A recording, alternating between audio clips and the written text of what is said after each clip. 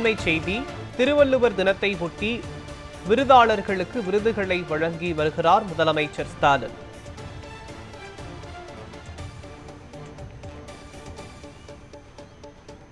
திருவள்ளுவர் தினத்தை ஒட்டி விருதாளர்களுக்கு விருதுகளை வழங்கி வருகிறார் முதலமைச்சர் ஸ்டாலின்.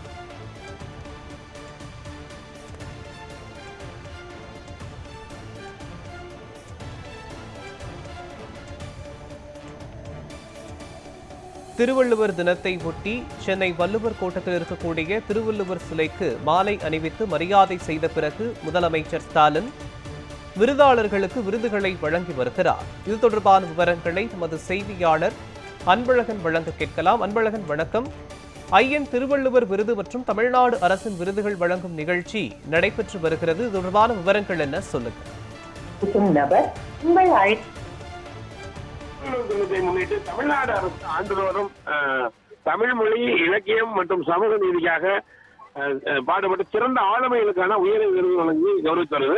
இந்த சூழல தான் 2026 ஆண்டுக்கான திருவள்ளுவர் விருது மற்றும் 2025 ஆண்டுக்கான பல்வேறு தலைவர்களின் பெயரிலான விருதுகளை அறிவிச்சிருந்தது. ஏற்கனவே தற்பொழுது காலையில ஒரு திருவள்ளுவர் சிலைக்கு மாலை அணித்த பிறகு தற்போது விருதுகளை வழங்கி வர்றாரு.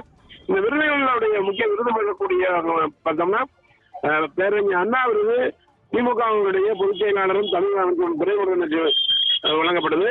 அதே போல பல்வேறு விருதுகள், குறிப்பாக அண்ணன் அம்பேத்கர் விருது விடுதலை சிறுத்தைகள் கட்சியினுடைய பொதுச் செயலர் சிவரை செல்வனுக்கும், தமிழ் தமிழ் திருவிக்கா விருது தமிழக அரசின் முன்னாள் தலைமைச் செயலாளர் முனைவர் இளையன்பு அவர்களுக்கு, ஏன்னா இது குறிப்பாக இந்த விருது முக்கியமாக பார்க்கப்படுது.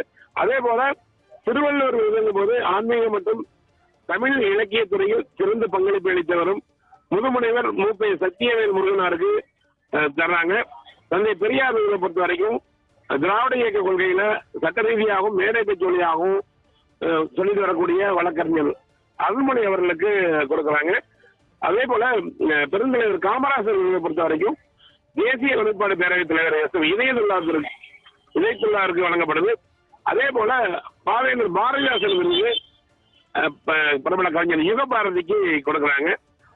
மகாகவி பாரதியார் விருதை பொறுத்த வரைக்கும் கவிஞர் நெல்லை ஜெயந்தாவிற்கு கொடுக்குறாங்க. அதே போல முத்தமிழ் காவலர் கியாபி விஸ்வநாதன் விருது பொறுத்த வரைக்கும் முனைவர் சுசிர செல்லப்பாவிற்கு கொடுக்குறாங்க.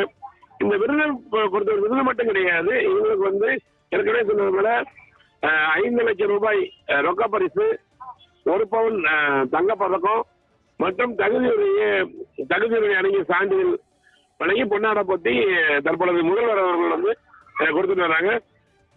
ஏன்னா இந்த தமிழ்நாடு அரசுடைய இந்த தேர்ந்தெடுக்கப்பட்ட ஆளுமைகளுக்கு தான் கையாள கொடுக்கணுங்கிறதுதான் முதல்வருடைய விருப்பம் கூட.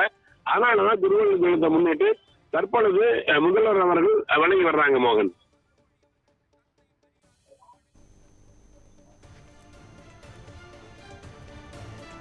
விவரங்களுக்கு நன்றி அன்பழகன்.